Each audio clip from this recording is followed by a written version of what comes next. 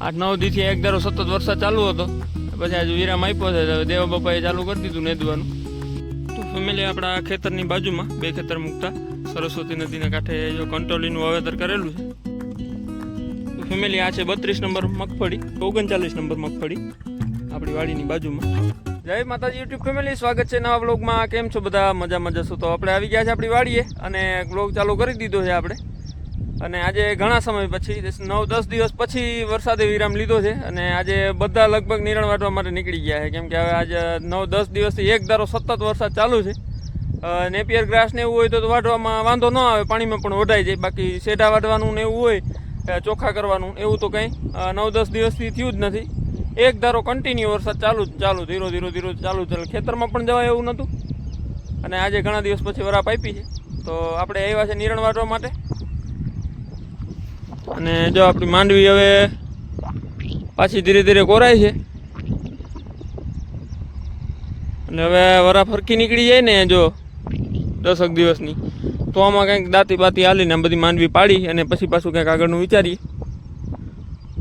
જો બધા ટ્રેક્ટર લઈને આટા મારવા ને બીજા નાના મોટા કામ કરવા ઘણા આવે વાડીએ. અને હવે વાવવાનો વિચાર છે, ડુંગળી વાવવાનો વિચાર છે, તલ વાવવાનો વિચાર છે. પણ હવે જ્યારે ખેતર વરાપે ને ખેડાય પછી આધાર શું વવાય. અડદ મગ તો કંઈ વિચાર નથી, અડદ તો હતા એટલે અડદ પાછો વાવવા નથી. કેમ કે અડદના હારવામાં અડદ વાવવા કંઈ યોગ્ય નથી. એટલા માટે હવે જોઈએ આગળ. ને અત્યારે આપણે નિરણ વારી લઈએ, વરસાદ નથી તે, બાકી આગળ રેડો આવી જાય તો પાછા હાવ રહેવું નિરણ વગરના. ચાલો, ઉપરના ખેતરના સોયાબીન છે હપાર છે એટલે એમાં દાંતી મારી લીધી 2 વાર અને ડીશ મારેલી છે. જો આમાં સવડા પ્લાવિંગ મારેલું છે, અમે સવડા કહીએ. સવડા મારેલા છે, જો એમાં કેટલો ફેર છે.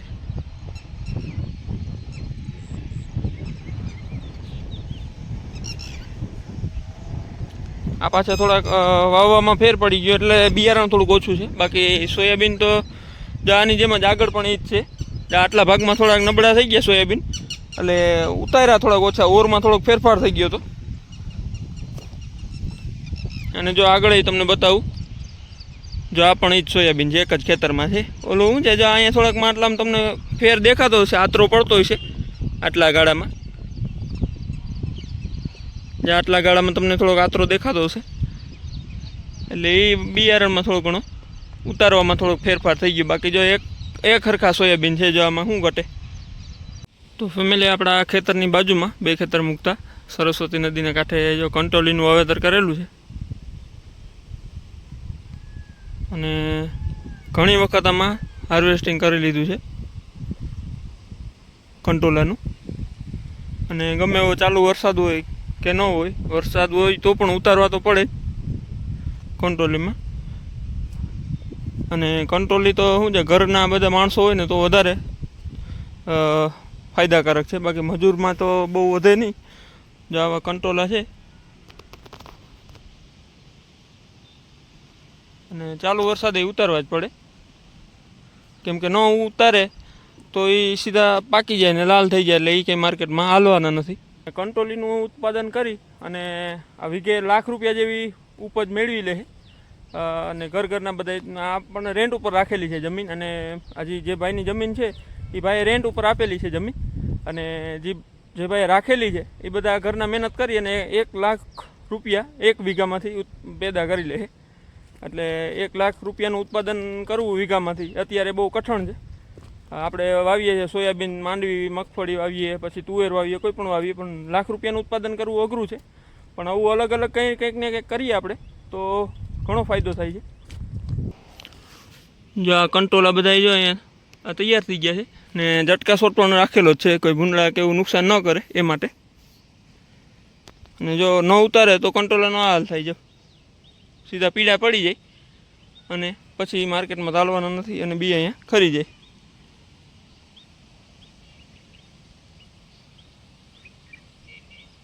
અને કંટોલી મોટી કરવી ને બહુ અઘરું કામ છે.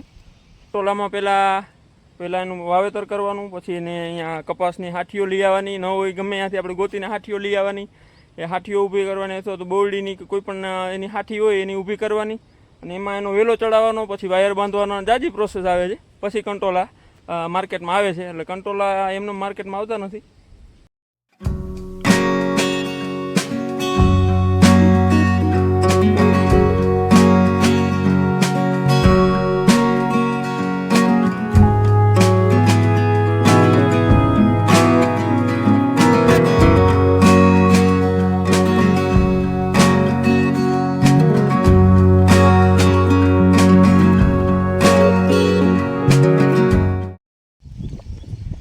ફેમિલી આ છે 32 નંબર મગફળી અને 1-2 વખત સાથી હાલી ગયેલું છે, એકાદી વાર સાથી હાલેલું છે અને ખડ તો થઈ ગયું છે પણ મગફળી પણ સારી એવી ગ્રોથ કરી ગઈ.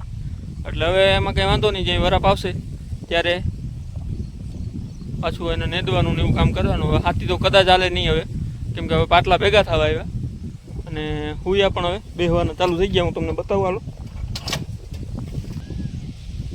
જો માંડવીની નેરવાય જ એવી છે, કંઈ ઘટતું નથી માંડવીમાં. અને જો એને હુયા એવું બેહવાના ચાલુ થઈ ગયા અને વોલ તો સારો એવો પકડી ગયો છે. જો હુયા બધામાં ચાલુ થઈ ગયા, આ બધા હુયા જ છે એને. એટલે મગફળી બહુ સારી માંડવી છે. આ ઝાડવા છે એ ઉપાડવા જોઈએ. અને આ આપણા કરતાં સમજો 20-25 દિવસ આગળ છે, મહિનો દિવસ, મતલબ કે મહિનો દિવસ આપણા કરતાં આગળ છે આપણી માંડવી કરતાં. અને કોરાડે વાવીને એની હેમર પાણી પાયું હતું ને આપણે ડ્રીપમાં પાણી પાયું હતું, એટલે એટલો ફેર છે. આ છે 39 નંબર મગફળી આપણી વાડીની બાજુમાં. જો આપણી વાડી અહીંયા છે અને એની બાજુમાં 39 નંબરનું મગફળીનું વાવેતર કરેલું છે. અને જો એમાં ફૂલ આવવાના ચાલુ થઈ ગયા લાગટ. ને 16ની જારીએ વાવેતર કરેલું છે. દારા મોડા ભેગા થાય એટલા માટે ટૂંકી જારીએ વાવેતર કરવું એ વધારે યોગ્ય છે. અને આમાં નાખેલા હતા 70 ફેરા લાલ ધૂળના નાખેલા હતા. તમને લાલ ધૂળ દેખાતી હશે થોડી થોડી. જો આવી રીતે આ લાલ ધૂળ છે ને 70 ફેરા નાખેલા હતા. એટલે માંડવી પણ એવી ગાંડી થાય. હવે એકવાર સાથી આવેલું હતું. અને આ છે 32 નંબર બાજુમાં, થોડીક કપાર છે પણ સારી. અત્યારે આ બાજુ લેપાક્ષી કાદરી 32 નંબર, 28 નંબર ને 39 નંબરનું વાવેતર કરેલું છે બધાએ. અને વધારે પડતું 32 નંબર અને 39 નંબરનું વાવેતર છે.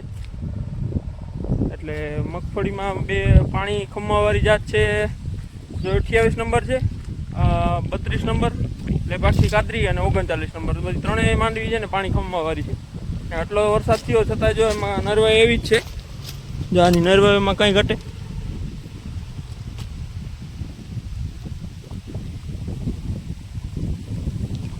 એટલે થઈ જાય ને આ કમ્પ્લીટ, એકવાર ઉજરી જાય માંડવી એટલે 32 નંબરને કંઈ પૂકી રહી.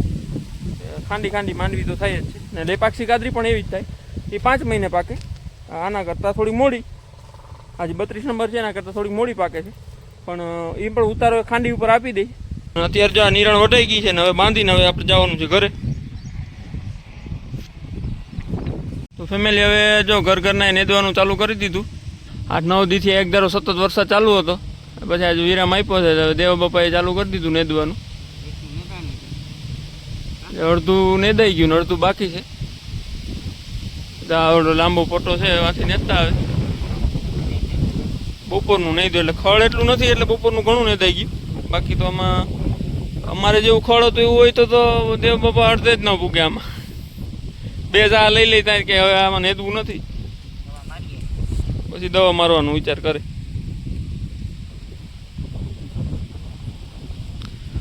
આ દેવ બાપા કઈ માંડવી છે? 28 નંબર. કેટલું ઉતાર્યું તું માંડવી? 1 મણના પ્રમાણમાં માંડવી હારામાં હારી છે. જો કે પાકી જતી નહીં. 1 મણ માથે 2-3 કિલો જેવું સરેરાશ ઉતાર્યું છે, તો એ માંડવી સારી એવી છે.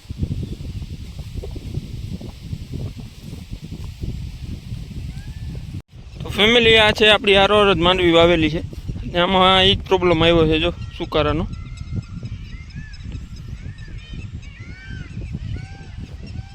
એટલે હવે આ માંડવી વરી જાય, કેમ કે જવાની હતી વહી ગઈ અને આ વરી જાય કે હવે કેટલું ઉતારું રહે. ઉતારો રોકાઈ જાય તો સારું, પણ જો આની જેમ આપણી માંડવીમાં વધારે થઈ જતું તો શરૂઆતમાં કાંઈ વાંધો નહોતો. પણ જો આ માંડવી ઊભી થવી થોડી કઠણ છે. અને એટલા માટે જ હવે આપણે આપણી માંડવી કાઢી નાખી છે કે પછી આગળ જતાં કંઈક નુકસાની આવે એના કરતાં અત્યારે કાઢી નાખીએ. જો આ માંડવી પાછી સારી આવી ગઈ અહીંથી.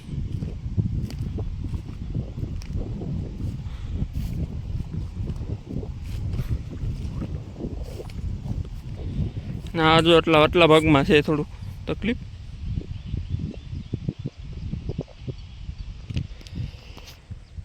તો ફેમિલી એટલા માટે આપણે માંડવી આપણી કાઢી નાખી, કેમ કે પછી એમાં ભેગું થાય એમ નહોતું. ખડ આમાં તો ખડ નથી, અમારે તો ખડે એટલું ભેરાઈ ગયું હતું અને પછી એને રાખ્યા કોઈ મતલબ નહોતો. એટલે આ માટે આપણે માંડવી જોવા આવ્યા હતા કે આમાં ને આપણી માંડવી છે બેમાં કેટલો ફેર છે. તો ફેમિલી આજ માટે એટલું જ છે. વિડીયો સારો લાગે તો લાઇક કરો, શેર કરો અને સબસ્ક્રાઈબ કરો વિનંતી. મળીએ એક નવા વ્લોગમાં, ત્યાં સુધી આવજો. જય માતાજી.